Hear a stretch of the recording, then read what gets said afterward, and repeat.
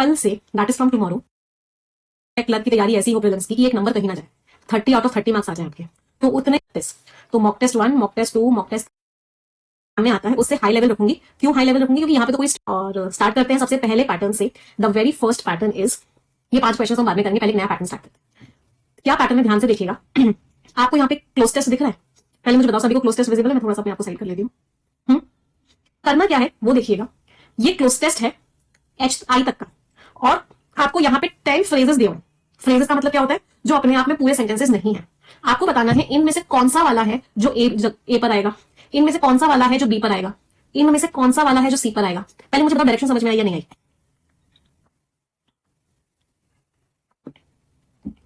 पहले मुझे बताओ सभी लोग डायरेक्शन समझ में आई या नहीं आई?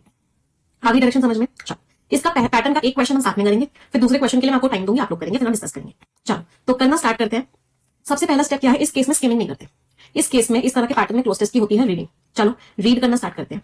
The goods and services tax जो जीएसटी है विच टर्न्स 6.5 years ओल्ड। ये जीएसटी कितने साल का हो गया है? ये जो जीएसटी है ये 6.5 साल का हो गया है। दिस मंथ, इस महीने, हैज यील्डेड, इसने लगभग 3.4 लाख करोड़ रुपया दिया है अक्टूबर में और नवंबर में। तो अक्टूबर में और नवंबर में कितना पैसा आया? अक्टूबर और नवंबर में लगभग 3.5 लाख करोड़ आया। अब मुझे यहाँ पे बताना है क्या आएगा। इससे पहले चलो यहाँ पढ़ते हैं। नवंबर की जो किटी है वो थर्ड हाईएस्ट है, और यहाँ पे लिखा हुआ है बोथ दीज मंथ्स। यहाँ पे नवंबर की बात हो रही है, यहाँ पे दोनों मंथ की बात हो रही है। तो कहने से यहाँ से नवंबर से पिछले वाले मंथ की अक्टूबर की बात हो रही होगी। तो यहाँ मुझे क्या एक हिंट मिली कि यहाँ पे हम किसकी बात कर रहे होंगे? अक्टूबर की बात कर रहे होंगे। चलो अब इन सबको पढ़ते हैं और आइडेंटिफाई करते हैं कि अक्टूबर की बात किसमें हो रही है। यहाँ पे अक्टूबर की बात नहीं हो रही, यहाँ पे भी अक्टूबर की बात नहीं हो रही, यहाँ पे भी नहीं हो रही, यहाँ पे भी नहीं हो रही, यहाँ पे भी नहीं हो रही, यहाँ पे भी नहीं हो रही, ये भी नहीं हो रही, यहाँ पे इसमें भी नहीं हो रही, इसमें भी नहीं। तो क्या मैं कह सकती हूँ फर्स्ट वाली पोजीशन पे 8 आएगा। मुझे स्ट्रैटेजी बताना, क्या स्ट्रैटेजी समझ में आ रही है सभी को? कैसे किया? चलो अब इसको पढ़ते हैं। वाइल रेवेन्यूज इन अक्टूबर, जो अक्टूबर में पैसा आया वो सेकंड हाईएस्ट था। नवंबर में जो किटी मींस अमाउंट, नवंबर में जो पैसा आया वो कितना था? थर्ड हाईएस्ट था। बोथ दीज मंथ्स, ये दोनों के दोनों महीने अक्टूबर और नवंबर, इनमें बहुत ज्यादा रेवेन्यू की ग्रोथ हुई। इन दोनों महीने में बहुत ज्यादा रेवेन्यू की ग्रोथ हुई। चलो अब यहाँ पे लिखा हुआ है 27 मंथ ट्रफ, ट्रफ मींस लो, लोएस्ट पॉइंट। 27 महीने का लोएस्ट पॉइंट आया 10.2% का। तो इन दोनों महीनों में तो बढ़ोतरी हुई है, लेकिन किसी एक महीने में गिरावट भी हुई है। इन दोनों महीनों में तो बढ़ोतरी हुई है, लेकिन किसी एक महीने में गिरावट हुई। 27 महीने का सबसे लोएस्ट पॉइंट था वो अचीव हुआ है, और वो कितना है? 10.2% का। चलो इसका मतलब यहाँ पे भी किसी मंथ की बात हो रही होगी, और लिखा हुआ होगा कि इस मंथ में गिरावट हुई है। चलो देखते हैं इसमें से कहां पे मंथ की बात हो रही है। यहाँ पे किसी मंथ की बात नहीं हो रही, यहाँ पे नहीं हो रही, यहाँ पे नहीं हो रही, और यहाँ तो टोन भी नेगेटिव आएगी। किसी मंथ में गिरावट हुई है, यहाँ पे भी नहीं हो रही। After a sequence of slowing upticks, धीरे धीरे जो अपटिक्स थे वो गिरते जा रहे थे, और सितंबर में तो सबसे नीचे वाला पॉइंट अचीव हुआ, मैच कर रहा है। इसमें भी किसी मंथ की बात नहीं हो रही, इसमें भी मंथ की बात नहीं हो रही, इसमें भी मंथ की बात नहीं हो रही, इसमें भी मंथ की बात नहीं हो रही। तो यहाँ पे क्या आया? 5 आया। क्या स्ट्रैटेजी सभी को समझ आ रही है? चलो अब ये वाला खुद से ट्राई करने की कोशिश करो। मुझे बताओ यहाँ पे क्या लग रहा है? फरवर का मीनिंग होता है एंथुजियाज्म, जोश। फरवर इज व्हाट? जोश, एंथुजियाज्म। कोशिश करो, आपके पास 1 मिनट का टाइम है।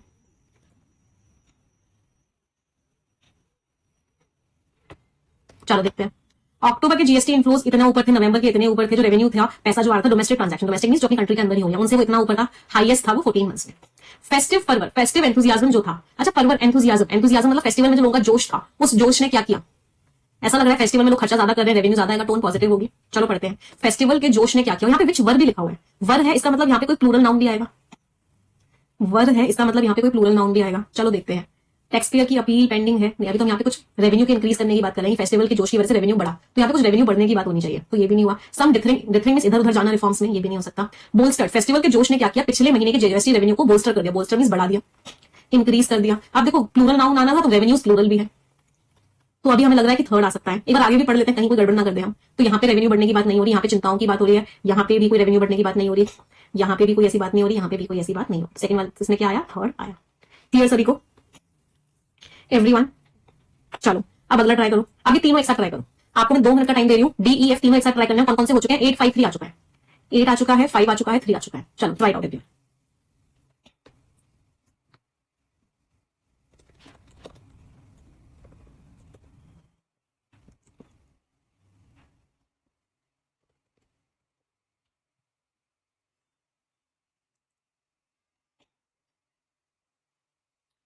45 seconds more.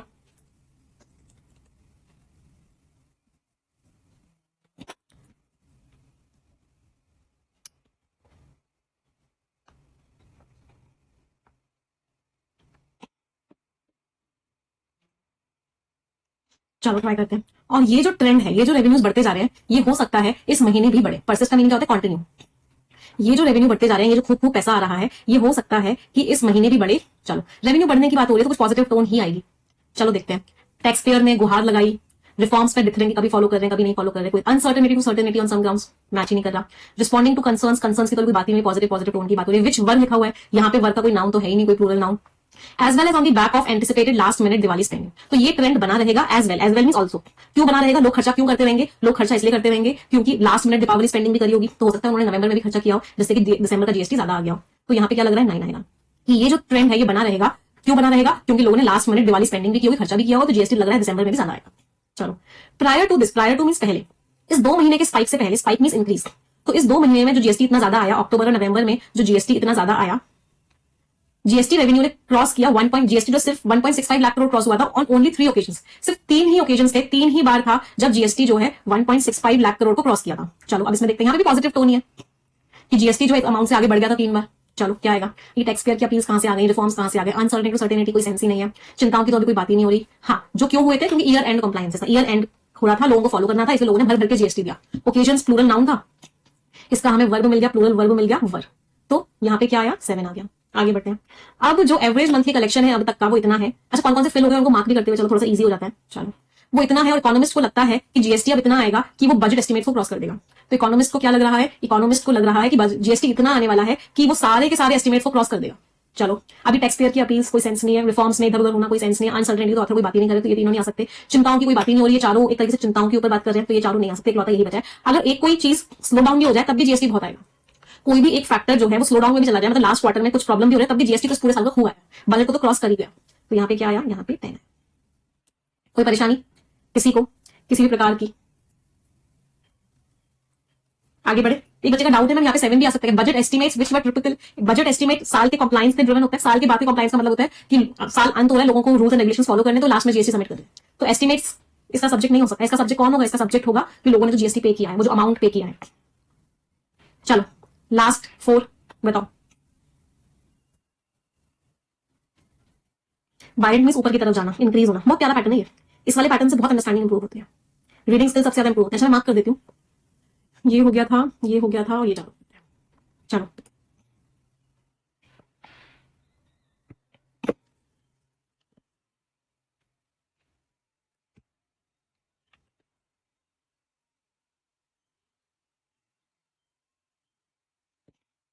At a recent industry interaction, अभी अभी एक इंडस्ट्री में बातचीत हुई। अच्छा यहाँ पे ना एंड इन्वेस्टिगेशंस दिया हुआ है, तो एंड से कनेक्टेड है, तो यहाँ के में लास्ट में ना प्लूरल नाउन आना चाहिए, या कोई नाउन आना चाहिए, वो इन्वेस्टिगेशंस और वो जो हुए हैं रिसेंट मंथ्स में। तो क्या लग रहा है? Pending tax payer appeals against central GST levies, tax payer ने जो अपील किया है, जो पेंडिंग है, जीएसटी उनके ऊपर लगा दिया गया है। अभी नहीं समझ आ रहा। यहाँ तो अंडरस्टैंडेबल लिखा हुआ है, ये तो आ नहीं सकता। यहाँ पे सॉर्टेड आउट नाउ लिखा हुआ है, ये भी नहीं आ सकता। रिस्पॉन्डिंग टू कंसर्न्स, उन कंसर्न्स के ऊपर अपना ओपिनियन देते हुए क्या चिंताएं हैं कि किस तरीके से a spate means a huge number of, तो किस तरीके से इतने सारे जीएसटी के नोटिस और इन्वेस्टिगेशन हुए हैं, जीएसटी के नोटिस गए हैं लोगों के पास, इन्वेस्टिगेशन हुए हैं, उस बात को रिस्पॉन्ड करते हुए, उस बात का जवाब देते हुए फाइनेंस मिनिस्टर निर्मला सीतारमण जी ने इस बात को बोला। 6 बिल्कुल मैच कर गया। चलो तो फाइनेंस मिनिस्टर निर्मला सीतारमण जी ने बोला कि जीएसटी जो है अभी भी एक स्टेज पे है। किस स्टेज पे है? जीएसटी मूव कर रहा है। अच्छा फ्रॉम के साथ कौन सा प्रपोजिशन लगाते हैं? टू लगाते हैं। From this to this, from China to India. तो यहाँ पे क्या आएगा? ये तो आ नहीं सकता, इसका मतलब यहाँ पे क्या आएगा? ये आएगा अनसर्टेनिटी टू सर्टेनिटी। जीएसटी अभी किस स्टेज पे है? जीएसटी अभी अनसर्टेनिटी से सर्टेनिटी की तरफ जा रहा है, और उन चीजों को भी हम सॉर्ट आउट कर रहे हैं, उन चीजों को भी फाइनलाइज कर रहे हैं। चलो यहाँ 4 आ गया। कोई परेशानी? चलो लास्ट एक ही बचा है, आगे चेक करने की जरूरत नहीं है। जनरल इलेक्शन है, अभी खूब सारी लोग टैक्स पेयर की अपील्स हैं पेंडिंग, मतलब अभी तक उन्होंने अर्जी लगाई हुई है, अभी तक वो पेंडिंग है। नहीं जे एक सेकंड, हाँ एक ही तो बचा है। तो जनरल इलेक्शन है, जो पेंडिंग टैक्स पेयर की जो अपील्स हैं जीएसटी के खिलाफ, लेकिन जीएसटी काउंसिल को जो है फोकस नहीं लूज करना चाहिए। कुछ गड़बड़ हुई है यहाँ। अच्छा अभी आई भी तो बचा हुआ है, 2 बचे हुए हैं ना, आई और जे। अच्छा 2 बचे हुए हैं, ये बचा हुआ है, ये बचा हुआ है, एक नहीं 2 बचे हुए हैं। तो चलो सबसे पहले आई वाले को आइडेंटिफाई कर लेते हैं। ये जो सर्टेनिटी है इसको अभी परस्यू करना पड़ेगा, इस सर्टेनिटी के पीछे बढ़ना पड़ेगा एक बड़े लेवल पे, जिससे कि सुकून मिले इन्वेस्टर्स को। किस चीज को लेके? About India's tax regime, India का जो टैक्स पूरा का पूरा रूल है उसको लेकर सुकून मिले कि वो स्टेबल है, वो चेंज नहीं होगा, और वो प्रेडिक्टेबल है, मतलब वो प्रेडिक्ट कर पा रहे हैं कि क्या आगे होगा। ऐसा ना हो कि बार बार रूल्स रेगुलेशन चेंज हो रहे हैं। फॉर 1 सबसे पहला, अच्छा फॉर 1 दिस हैव रीजन लिखा हुआ है, तो क्या समझ में आ रहा है? हैव लगा हुआ है तो इसका मतलब यहाँ पे प्लूरल नाउन आएगा। आई के आगे जस्ट क्या लिखा हुआ है? आई के जस्ट आगे हैव लिखा हुआ है, तो इसका मतलब यहाँ पे क्या आएगा, प्लूरल नाउन आएगा। प्लूरल नाउन इसमें तो कोई भी नहीं है, सम डिफरिंग ऑन सच रिफॉर्म्स, ऐसे रिफॉर्म्स, यहाँ पे तो कोई रिफॉर्म्स की बात भी नहीं हुई, तो सच रिफॉर्म्स तो आ नहीं सकता। तो प्लूरल नाउन क्या है, अपील्स। तो जो टैक्स पेयर की जो अपील्स हैं, जो अर्जियां हैं, जो पेंडिंग है जीएसटी के अगेंस्ट, यहाँ पे क्या आया, 1 आया। ये जो अपील्स हैं ये बढ़ गई हैं, 15,000 केसेस लोगों ने दाखिल कर दिए हैं जीएसटी को लेके, तो ये अपील्स बढ़ गई हैं। और अब जरूरी है कि भाई एपीलेट ट्रिब्यूनल्स बने। एपीलेट ट्रिब्यूनल्स क्या होते हैं, जहां पे अर्जियों को सुना जाता है, उनके लिए जजमेंट दिया जाता है। ये जीएसटी काउंसिल बनाए, ये ऑपरेशनल हो जाए, जिससे कि जितने पेंडिंग केसेस हैं खत्म हो और लोगों को आगे के डिस्प्यूट्स के लिए एग्जांपल मिले कि इस तरीके से ट्रीट होते हैं। ये भी हो गया, सारे हो गए। अब तो एक ही स्टेटमेंट बचा है, एक ही जगह बची है। तो यहाँ पे क्या आया, यहाँ पे आया आपका सा। With the general election ahead, आगे इलेक्शन आने वाला है, तो कुछ जो डिथरिंग है, डिथरिंग मींस इधर उधर होना, मतलब चीजों को फाइनलाइज ना करना, उसको बोलते हैं डिथरिंग। तो इलेक्शन आने वाले हैं, तो ये बात समझ में आ रही है कि रिफॉर्म्स अभी फाइनलाइज नहीं किए जा रहे हैं, ये बात एकदम अंडरस्टैंडेबल है, समझ में आ रही है। लेकिन जीएसटी काउंसिल को अपना फोकस नहीं होना चाहिए। तो आपका पूरा सीक्वेंस क्या बना, पूरा सीक्वेंस बना 8 5 3 7 10 6 4 1 एंड 2। मजा आया इस पैटर्न को करने में, did you enjoy this pattern? तो हमारा एक बार जो सीक्वेंस बना था उसको लिख लेते हैं, तो उसके हिसाब से आंसर देंगे। हमारा सीक्वेंस था 8 5 3 9 7 10 6 4 1 एंड 2। तो अब इसी बेसिस पे हमको क्वेश्चन के आंसर्स देने। तो ए पे क्या आया, 8 आया। बी पर क्या आया, 5 3 9 7, 5 3 9 7। इसके बाद क्या था, 10 6 4 1 2, 10 6 4 1 एंड। जिन लोगों को नहीं समझ में आया, एक बार फिर से इस वीडियो को रिकॉर्ड जब अपलोड हो जाए एक बार फिर से देखना, मजा आएगा। एक बार करें ऐसा पैटर्न। अभी एक पैटर्न हम लोगों ने साथ में किया है, अब अगला पैटर्न आप लोग खुद से करेंगे। मैं आपको 3 मिनट का टाइम दे रही हूँ, you have 3 minutes with you and your time starts now. चलो, सभी के पास 3 मिनट का टाइम है और मैं हो जाती हूँ साइड में।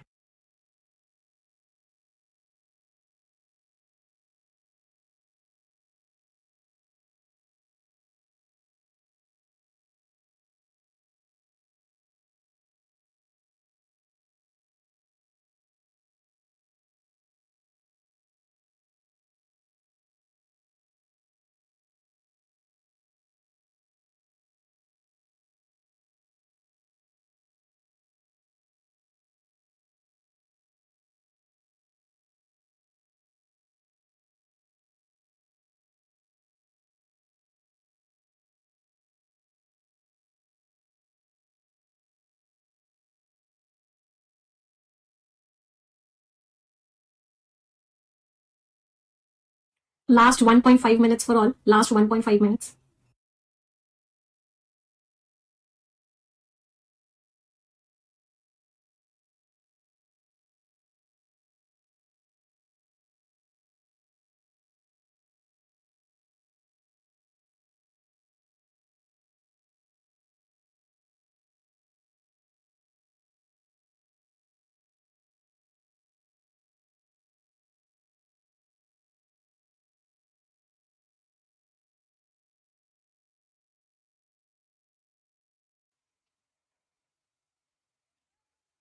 चलो डिस्कस करें, देखते हैं कितने लोगों का ठीक निकला। तो सबसे पहले हमने क्या किया, पढ़ना स्टार्ट किया। इन द करंट लैंडस्केप, जो अभी इन्वायरमेंट चल रहा है, कैरेक्टराइज्ड बाय, जो किससे भरपूर है, by the formidable. Formidable means डराने वाले। तो महंगाई के इतने सारे डराने वाले चैलेंजेस से भरा हुआ है, मतलब महंगाई बहुत ज्यादा बढ़ी हुई है इस समय। देयर एग्जिस्ट, वहां पे क्या है, एक discernible, discernible means clear, noticeable. Silver lining, silver lining का मीनिंग क्या होता है, प्रॉब्लम्स में एक उम्मीद की सोर्स। सिल्वर लाइनिंग में कुछ खराब चीज में कुछ अच्छा हो रहा हो, दैट प्रोवाइड्स, जो कि हमें एक उम्मीद की किरण दे रही है, ग्लिमर ऑफ होप, उम्मीद की किरण दे रही है। चलो देखते हैं। To implement far reaching structural reforms, बहुत सारे अच्छे रिफॉर्म्स को इंप्लीमेंट करने के लिए। Contribute to the creation of a more robust, robust means strong, ये कंट्रीब्यूट करता है कि और स्ट्रॉन्ग और एक अडैप्टिव कुछ किया जाए। Into the decision making processes of central bank, central bank के डिसीजन मेकिंग प्रोसेसेस में। एड्स, अच्छा चलो कुछ कुछ ना कोशिश करते हैं। पहले मुझे एक बात बताओ, ये समझ में आ रहा था, ये जो एड्स है, एड्स का मीनिंग क्या होता है, हेल्प्स। ये जो है वर्ब की फर्स्ट फॉर्म में एस और एस, ध्यान से समझना। ये कंट्रीब्यूट क्या है, ये वर्ब की फर्स्ट फॉर्म है। ये चलो इनसे स्टार्ट हो रहा है, ये V1 प्लस ING से स्टार्ट हो रहा है, ये प्रपोजिशन से स्टार्ट हो रहा है, ये प्रपोजिशन से स्टार्ट हो रहा है। पहले मुझे बताओ कि ये बात सभी को क्लियर है कि ये होप जो है ऑफ के बाद है, इसका मतलब ये ऑब्जेक्ट है। तो अगर मुझे यहाँ पे कुछ भी ऐड करना है तो मैं सिर्फ और सिर्फ एडिशनल इन्फॉर्मेशन ही ऐड कर सकती हूँ। मैं यहाँ पे कोई वर्ब की फर्स्ट फॉर्म या वर्ब की फर्स्ट फॉर्म में एस और एस, या वर्ब की सेकंड फॉर्म, या इज एम आर के साथ V1 प्लस ING, या हैज, हैव और हैड, सब में से कुछ भी ऐड नहीं कर सकती। क्यों? क्योंकि ऑब्जेक्ट के बाद अगर कुछ ऐड होता है तो सिर्फ एडिशनल इन्फॉर्मेशन ही होती है। तो अभी मुझे उतना नहीं समझ आया, बट मुझे इतना समझ में आया कि यहाँ पे फर्स्ट आ सकता है, सेकंड आ सकता है, चलो थर्ड भी मान लिया एक बार को, फिफ्थ भी मान लिया और सिक्स्थ भी मान लिया। सेकंड और फोर्थ नहीं आ सकते, तो फर्स्ट, थर्ड, फिफ्थ और सिक्स्थ आ सकता है, इसके अलावा और कुछ नहीं आ सकता। मैं आपको बहुत बेसिक से समझा रही हूँ ये चीज। चलो आगे बढ़ते हैं। जो इकोनॉमीज है पूरी दुनिया में, वो ग्रैपल कर रही हैं, लड़ रही हैं, इतने सारे मल्टीफेसेटेड मींस बहुत पहलुओं वाले, ग्रैपल मींस लड़ रही हैं इतने सारे महंगाई के इंपैक्ट से। पॉलिसी मेकर्स जो है अपने आप को कहां पा रहे हैं, एक बहुत ही इंपॉर्टेंट जंक्शन मींस पॉइंट पे, critical crucial means important, compelled, compelled means force, उनको फोर्स किया जा रहा है कि वो इस उथल पुथल से, टर्बुलेंस मींस उथल पुथल, इस उथल पुथल में आगे बढ़े क्रिएटिविटी के साथ और रेजिलियंस, रेजिलियंस मींस स्ट्रेंथ के साथ। ये जो चैलेंजिंग सिनेरियो है ये एक कैटलिस्ट की तरह है, एक मोटिवेटर की तरह है इनोवेटिव सॉल्यूशंस के लिए और ओवरऑल चेंजेस के लिए। और ये क्या इंजेक्ट कर रहा है? A sense of urgency. ये एक अर्जेंसी वाला सेंस दे रहा है। अच्छा, इंजेक्ट इनटू समथिंग होता है, यहां पे क्या समझ आ रहा है? इंजेक्ट के साथ इनटू आता है। आप किसी चीज में कोई चीज डालते हो तो इंजेक्ट के साथ क्या आएगा? इनटू आएगा। इसका मतलब यहां पे तो थर्ड आएगा। ये क्लियर हो गया तो थर्ड वाला यहां से हट गया। ध्यान से देखना, स्ट्रैटेजी समझना। चलो आगे बढ़ते हैं। One noteworthy aspect, noteworthy means important, aspect means पहलू। एक इंपॉर्टेंट पहलू इस सिल्वर लाइनिंग का, इस उम्मीद का क्या है कि जो पोटेंशियल है सरकार के अंदर, चलो सरकार के अंदर किसी चीज का पोटेंशियल होगा, बताओ सरकार के अंदर किसी चीज का पोटेंशियल है, सरकार जो है किसी चीज को लेकर सक्षम है, तो सरकार किस चीज को लेकर सक्षम होगी? बताएंगे सभी लोग। सरकार किस चीज को लेकर सक्षम? पोटेंशियल है तुम्हारे अंदर to win this race, to clear the exam, to become an officer, to get a job. तो यहाँ पे क्या समझ में आ रहा है? टू समथिंग आएगा। सरकार के अंदर पोटेंशियल है इस काम को करने का, तो यहाँ पे क्या है? टू इंप्लीमेंट की सरकार जो है बहुत ही अच्छे, बहुत ही दूर दूर तक पहुंचने वाले चेंजेस कर सकती है। तो इसका मतलब यहाँ पे वन आया, यहाँ पे वन आया तो ये भी यहां से हट गया। चलो आगे बढ़ते हैं। दीज में एनकम्पास, एनकम्पास मींस कवर। ये किस चीज को कवर करेंगे कि सरकार को अपनी पॉलिसीज को एक बार फिर से देखना पड़ेगा, स्मूथ बनाना पड़ेगा पूरे के पूरे फ्रेमवर्क्स को, और सरकार को क्या करना पड़ेगा? ये देखो V1 प्लस ING है, ये भी V1 प्लस ING है, तो यहाँ पे भी क्या आएगा? V1 प्लस ING ही आएगा, पैरेललिज्म लगेगा। तो V1 प्लस ING तो सिर्फ इसमें ही है, इसका मतलब यहाँ पे 5 आएगा, यहाँ पे 5 आएगा तो 5 भी हट गया यहाँ से। क्या समझ में आया यहाँ पे 6 क्यों है गया? तो हमारा अभी तक क्या क्या बन गया है? 6, 3 और 5। इनको टिक लगा लेते हैं। 6 आ चुका है, 3 आ चुका है, 5 आ चुका है। चलो सॉरी 6, 3, 1 और 5 बन चुका है, 1 भी आ चुका है। दो बचे हैं 2 और 4, इनको चेक करना है 2 कहां आएगा, 4 कहां आएगा। चलो चेक करते हैं। जो इंपेरेटिव है, जो जरूरी है, क्या जरूरी है कि भाई महंगाई को डील करो। इसमें क्या ये प्रॉम्प्ट करता है, किस चीज को एनकरेज करता है कि इकोनॉमिक के जो फंडामेंटल्स हैं, जिस कॉन्सेप्ट पे चल रहे हैं, उनको एक बार फिर से जांच करें, उनकी समझे हमारी कमियां क्या है। कॉन्सिक्वेंटली ऐसे जो कदम है ये ना केवल चिंताओं को एड्रेस करते हैं, बल्कि ये क्या भी करते हैं, नॉट ओनली के आगे वर्ब की फर्स्ट फॉर्म है तो कहने से बट ऑल्सो के आगे भी वर्ब की फर्स्ट फॉर्म आएगी। तो ये भी वर्ब की फर्स्ट फॉर्म है, ये भी वर्ब की फर्स्ट फॉर्म है, लेकिन ये वर्ब की फर्स्ट फॉर्म में एस और ईएस है। एस और ईएस तो नहीं आएगा, क्यों? नॉट ओनली एड्रेस वर्ब की फर्स्ट फॉर्म है, मेजर्स प्लूरल है, तो यहाँ पे सिर्फ और सिर्फ वर्ब की फर्स्ट फॉर्म आएगी। इसका मतलब यहाँ पे क्या आया? 2 आया। आखिरी वाला और देख लेते हैं। ये जो प्रोएक्टिव अप्रोच है, अच्छा बट ऑल्सो के साथ वर्ब की फर्स्ट फॉर्म में एस और ईएस है, तो यहाँ पे नॉट ओनली के साथ भी वर्ब की फर्स्ट फॉर्म में एस और ईएस ही आएगा। इसका मतलब यहाँ पे क्या आया? एड्स आया। एड्स मींस हेल्प करना। तो हमारा फाइनल सीक्वेंस क्या बना? What is our final sequence? Final sequence is 6, 3, 1, 5, 2 and. समझ आया सभी को? ये जो क्वेश्चन है ना बेटा बहुत डिफिकल्ट है, क्योंकि लेवल 3 है ना। तो एक बार इस क्लास को एक दोबारा देखना और उसको फिर से खुद से करने की कोशिश करना, है ना। या फिर मैं आपको विदाउट एनिमेशन वाली पीडीएफ दूंगी इस क्लास के में, तो विदाउट एनिमेशन वाली पीडीएफ से खुद से अटेम्प्ट करने की दोबारा कोशिश करना। लेवल 3 वाली क्लास को हमेशा 2 बार किया करो, क्योंकि ये बहुत डिफिकल्ट वाले पैटर्न होते हैं इसमें। क्लियर सभी को? चलो तो सीक्वेंस क्या क्या बना हमारा? क्या था सीक्वेंस? 6, 3, 1, 5, 2, 4। 6, 3, 1, 5, 2 एंड। क्लियर ये वाला पैटर्न? तो ये वाला पैटर्न आपको बहुत फ्रिक्वेंटली देखने को मिलेगा आपके एग्जामिनेशंस पे। आई होप इस पैटर्न को करने की सभी को स्ट्रैटेजी क्लियर हो चुकी है। चलो अब आ जाते हैं नेक्स्ट पैटर्न पे। अब छोटे छोटे से क्लोज टेस्ट करेंगे और ये क्विज फॉर्मेट में कराऊंगी मैं आप लोगों को। 5 क्वेश्चन करा रही हूँ छोटे छोटे से, हर क्वेश्चन के लिए 1 मिनट का टाइम दिया जा रहा है और ये क्विज फॉर्मेट में करने वाले हैं, right. And your time starts now. चलो you will get 1 minute for every question. All the best everyone.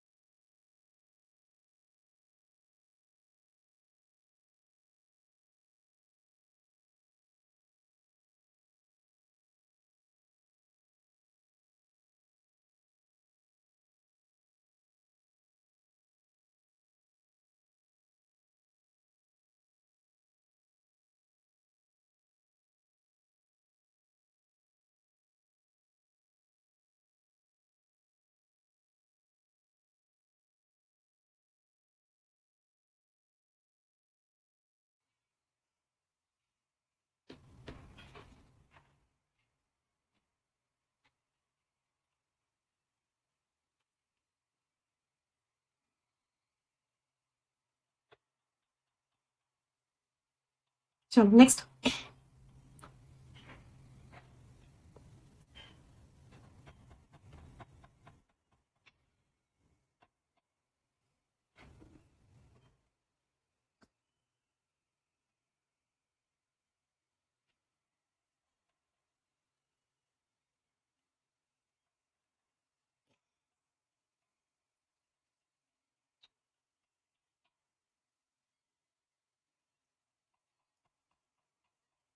Second last question.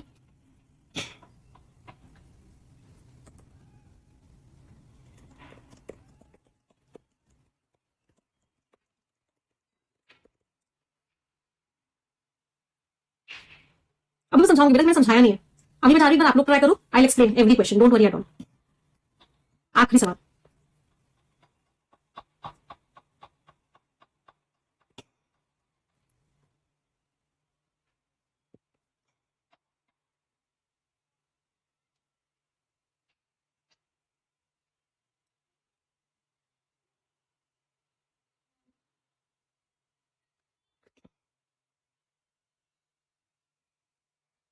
Dark theme दिख रही है सभी को क्या?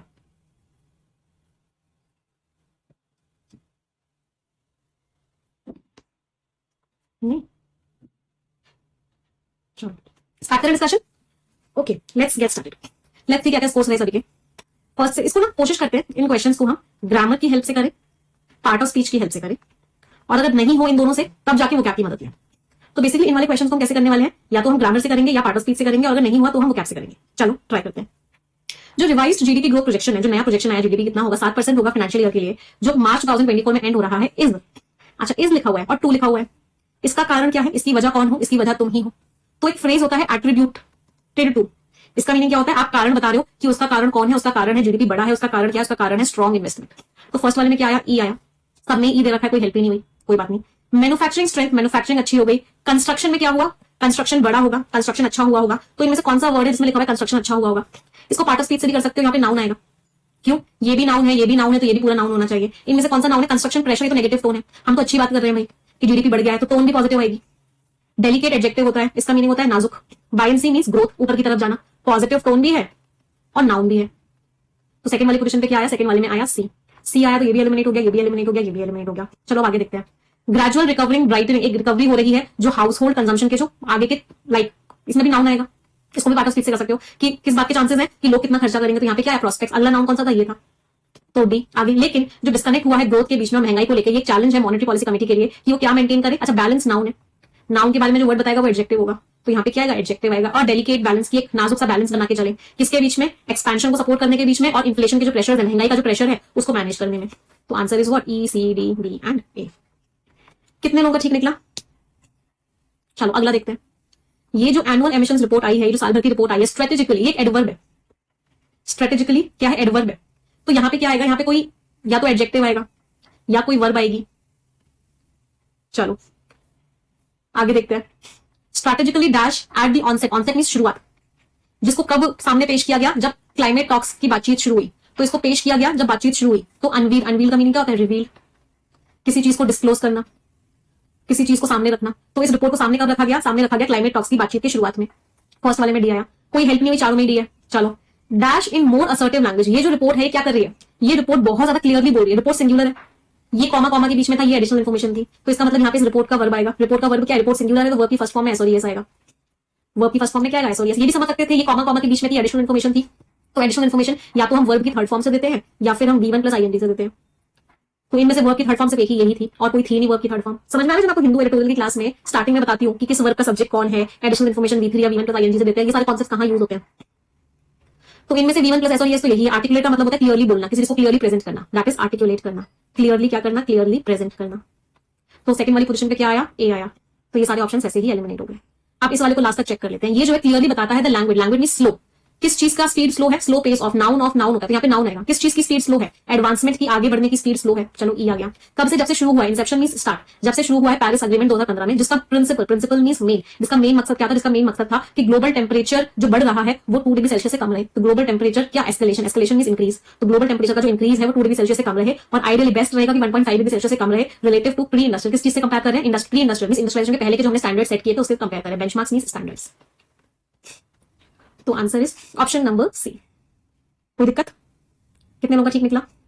चलो अगला, despite the dash consensus. Consensus noun है, कंसेंसस मींस अग्रीमेंट। तो नाउन के बारे में जो वर्ड बताता है वो क्या होता है? एडजेक्टिव होता है। यहाँ पे एडजेक्टिव आएगा। एडवोकेटिंग अ डैश एफर्ट, ये एफर्ट भी नाउन है। नाउन के बारे में जो वर्ड बताता है एडजेक्टिव होता है, ये भी क्या होगा? एडजेक्टिव होगा।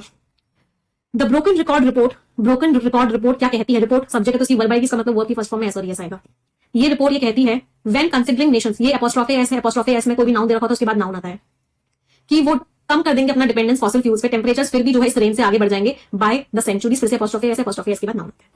तो सबसे पहले हमने क्या किया? सबसे पहले हमने सारे के सारे पार्ट्स ऑफ स्पीच लिख लिए। अब यहाँ पे पार्ट्स ऑफ स्पीच देख लेते हैं। ये नाउन है, ये वर्ब की थर्ड फॉर्म है, ये वर्ब की फर्स्ट फॉर्म में एस और यस है, ये नाउन है और ये वर्ब की फर्स्ट फॉर्म में आईएनजी। अच्छा, V1 प्लस आईएनजी और V3 दोनों ही एडजेक्टिव की तरह यूज हो जाते हैं, तो ये दोनों एडजेक्टिव की तरह यूज हो सकते हैं।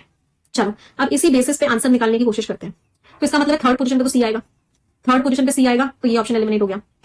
अच्छा, सेंचुरी का क्या होगा? सेंचुरी के क्या होगा? सेंचुरी का अंत, इस सेंचुरी के अंत तक टेम्परेचर कितना हो जाएगा? सेंचुरी का अंत कौन सा वाला वर्ड है जिसका मीनिंग अंत होता है? कंक्लूजन। Conclusion means and. तो सेंचुरी के अंत तक टेम्परेचर कितना हो जाएगा? मतलब लास्ट में डी आएगा, लास्ट में डी आएगा, तो ये ऑप्शन भी एलिमिनेट हो गया। चलो अब एक बार इन दोनों को चेक कर लेते हैं। अच्छा, सेंचुरी का अंत यहाँ पे आया तो कमिटमेंट कहाँ आएगा? कमिटमेंट नाउन था, कमिटमेंट यहाँ आएगा, इस वाली पोजीशन पे ए आएगा। एक नाउन यहाँ आ गया तो दूसरा नाउन की जगह जो बची है वो सिर्फ ये बची है। इसका मतलब स्टार्टिंग किससे हुई थी हमारी? क्या क्या हमें पता चला था? यहाँ पर सी आया, यहाँ पे ए आया, यहाँ पे डी आया, तो ये वाला ऑप्शन भी एलिमिनेट हो गया। ये बचा, इसको चेक कर लेते हैं। Despite the prevailing, prevailing means maintaining, prevailing means जो चल रहा है, तो लोगों का एग्रीमेंट है, सब लोग कह रहे हैं कि मिलजुल के कोशिश करो इस टारगेट को लेकर। फिर भी रिपोर्ट कहती है कि जब नेशन के कमिटमेंट की बात आती है कि वो अपने फॉसिल फ्यूल पर डिपेंडेंस कम कर देंगे तो टेम्परेचर जो है ऐसा लग रहा है कि इससे ऊपर चला जाएगा सेंचुरी के अंत तक। बिल्कुल सही है, आंसर इज डी। चलो नेक्स्ट, पहले पार्ट ऑफ स्पीच देखते हैं। Under the dash policies, policies noun है, नाउन से पहले वर्ब की थर्ड फॉर्म आएगी या V1 प्लस आईएनजी आ सकता है, और इन दोनों को हम कैसे यूज करते हैं? एडजेक्टिव की तरह, तो एडजेक्टिव आएगा। प्रिपेयरिंग मींस जो मेंटेन होता रहे, हैव के साथ वर्ब की थर्ड फॉर्म आएगी। आ लिखा हुआ है, आ रिड्यूस्ड 3%, 3% को यहाँ पे नाउन माना गया, तो ये एडजेक्टिव है, तो यहाँ पे एडजेक्टिव के बारे में जो वर्ड बताता है वो एडवर्ब आएगा। अंडरस्कोर दा लिखा हुआ है, आर्टिकल नाउन के बारे में बताता है। अंटिल 2023 टू डैश अप्रोच, कैसे करना है? अप्रोच करना है, अप्रोच क्या है? वर्ब है, तो टू के साथ वर्ब की फर्स्ट फॉर्म है, वर्ब के बारे में जो वर्ड बताता है वो एडवर्ब होता है, तो यहाँ पे एडवर्ब आएगा। चलो प्लमेटेड क्या है? वर्ब की थर्ड फॉर्म है। कॉन्क्रीटली एडवर्ब है। प्रिवेलिंग जो है V1 प्लस आईएनजी है। मार्केटली एडवर्ब है। इंपेरेटिव को नाउन की तरह यूज कर लेते हैं, एडजेक्टिव की तरह भी यूज करते हैं। चलो ट्राई करते हैं। तो जो एफिकेसी है पेरिस एग्रीमेंट की वो पूरी तरीके से खत्म नहीं हुई है। ऐसा नहीं है कि पेरिस एग्रीमेंट की जो एफिशिएंसी है वो खत्म हो गई है। क्यों? क्योंकि जो ग्रीन हाउस गैस एमिशन जो हमने प्रोजेक्ट किया है 2030 में जितनी ग्रीन हाउस गैस एमिशन होंगे अंडर द डैश पॉलिसीज, कौन सी पॉलिसीज होंगी? अंडर द डैश पॉलिसीज, गिरी हुई पॉलिसीज नहीं हो सकता। एडवर्ब तो यहाँ आ नहीं सकता, ये एडवर्ब नहीं आ सकता। इंपेरेटिव मींस जो इंपॉर्टेंट पार्ट है ये भी नहीं हो सकता। प्रिवेलिंग जो भी पॉलिसीज मेंटेन चल रही है, जो पॉलिसीज अभी प्रेजेंट में है, फर्स्ट में तो सी आया, सब में सी ही दे रखा था, कोई हेल्प तो हुई नहीं। चलो कोई बात नहीं। ये जो है एफिकेसी ये क्या हो गई है? गिर गई है। पहले 16% नहीं, ग्रीन हाउस गैस एमिशंस जो है ये क्या हो गए हैं? ये कम हो गए हैं। पहले 16% का इंक्रीज फोरकास्ट था, अब ये 3% रह गए हैं। तो इसका मतलब सी के बाद क्या आया? प्लमेटेड। प्लमेटेड मींस गिर गए। वर्ब की थर्ड फॉर्म तो वैसे भी एक ही थी इसमें, तो ये तो क्लियर हो गया कि सी के बाद तो ए ही आएगा, क्योंकि वर्ब की थर्ड फॉर्म आनी थी यहाँ पे। ये सारे ऑप्शन वैसे ही एलिमिनेट हो गए। आगे को चेक कर लेते हैं। पहले हमने फोरकास्ट किया था 16% इंक्रीज होगा, अब क्या है? अब मार्केटली एडवर्ब है, अब 3% है। ये कह रहा है कि धीरे धीरे प्रोग्रेस हो रही है। इसके बावजूद भी जो रिपोर्ट है वो हाईलाइट करती है क्या? द जो इंपेरेटिव है, मतलब जो इंपॉर्टेंट चीज है कि जो एनुअल एमिशन पूरे साल में जो कम होंगे वो 8.7% कम हो जाएगा 2030 तक, और इससे क्या होंगे? बहुत स्ट्रांगली कॉन्क्रीटली अगर हमें बहुत स्ट्रांगली अप्रोच करना है 1.5 डिग्री सेल्सियस टारगेट को, तो हमें एमिशंस को इतना कम करना पड़ेगा। बिल्कुल मैच हो गया, आंसर इज ए। कोई परेशानी? मैम अरिड्यूस्ड नहीं, नाउन ये लग रहा है इसका। नाउन के बारे में जो वर्ड बताता है वो एडजेक्टिव होता है, एडजेक्टिव के बारे में जो वर्ड बताता है वो एडवर्ब होता है। आखिरी सवाल, द डैश ऑफ आर्टिकल है, आर्टिकल हमेशा नाउन के बारे में बताएगा। अनइक्विवोकली एडवर्ब है, एडवर्ब हमको या तो एडजेक्टिव के बारे में बताता है या वर्ब के बारे में बताता है। इतने डेज जो है उनमें टेम्परेचर हुआ है 1.5 डिग्री सेल्सियस से ऊपर। एक्सपीरियंसिंग टेम्परेचर्स क्या हो रहे हैं? इससे ऊपर जा रहे हैं, तो V1 प्लस आईएनजी आएगा। सितंबर में इतना एडिशनल इन्फॉर्मेशन है, और अभी प्रेजेंट की बात कर रहे हैं, फिर से V1 प्लस आईएनजी आएगा। ये अंडरस्कोर करता है द आर्टिकल है, आर्टिकल नाउन के बारे में बात करता है। चलो देखते हैं। ये V1 प्लस आईएनजी है। रेपरकशन का मीनिंग होता है किसी चीज का नेगेटिव इंपैक्ट। ये नाउन है, लास्ट में आई लग रहा है, लास्ट में ITY लग रहा है, नाउन है। सीवियरिटी मींस बहुत ही खराब इंपैक्ट। डिलिनिएटेड ये वर्ब की थर्ड फॉर्म है। सरपासिंग V1 प्लस आईएनजी है। चलो, तो जो ग्लोबल प्रोक्रेस्टिनेशन है, ग्लोबल प्रोक्रेस्टिनेशन में जो लेट किए जा रहे हैं चीजों को, उसका जो रेपरकशन है, उसका जो इंपैक्ट है अनइक्विवोकली मींस क्लियरली, वो इंपैक्ट कैसा है? वो इंपैक्ट क्लियरली क्या है? वो इंपैक्ट रजिस्टर हो रहा है। नाउन तो यहाँ आ नहीं सकता, तो ये दोनों वैसे ही कैंसिल हो गए। वो इंपैक्ट क्रॉस हो रहा है, ये भी नहीं हो सकता। वो इंपैक्ट क्या है? डिलिनेटेड। डिलिनेटेड क्लियरली पता है लोगों को, तो यहाँ पे क्या आया? डी आया। बी और डी आया, तो ये भी एलिमिनेट हो गया, ये भी एलिमिनेट हो गया। 86 डेज जो है 2022 में उन्होंने टेम्परेचर एक्सपीरियंस किए 1.5 डिग्री सेल्सियस को क्रॉस कर गए, तो 1.5 डिग्री सेल्सियस को क्रॉस कर गए, सरपास कर गए। ई लग रहा है, सरपास मींस क्रॉस कर जाना। सितंबर ने क्या दिखाया? सितंबर ने रजिस्टर किया सबसे ज्यादा हाईएस्ट एवरेज टेम्परेचर। सितंबर में सबसे ज्यादा टेम्परेचर थे। ये अंडरस्कोर करता है कि सिचुएशन कितनी ज्यादा सीवियर हो चुकी है, सिचुएशन कितनी ज्यादा खराब हो चुकी है। बिल्कुल सही, बी डी ई, ए और C. Answer is option number C.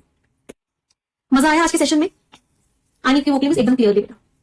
I hope yes सभी लोग को बहुत मजा आएगा। आज ने बहुत प्यारे लेवल के क्वेश्चंस किए हैं। तो यहाँ पे हमने क्लोज टेस्ट जो पैटर्न आपके एग्जामिनेशन में आ सकता है वो सारा का सारा पैटर्न कर लिया है। अब हम क्या करेंगे, अब हम back to back SBI clerk के मॉक टेस्ट करेंगे। तो मेरी कोशिश है कि मैं आपको एग्जामिनेशन से पहले back to back SBI clerk के 10 मॉक टेस्ट करवा दूं। हर पैटर्न, हर क्वेश्चन, हर चीज जो आपके एग्जाम में आ सकती है वो आपको पहले ही क्लास में करवा दूं, जिससे कि जब आप पेपर देने जाओ आपको क्या क्या पेपर आया था, इतना इजी भी कोई पेपर बना सकता है क्या, और आप सब लोगों के 30 आउट ऑफ 30 मार्क्स आए। तो ये मेरा टारगेट है।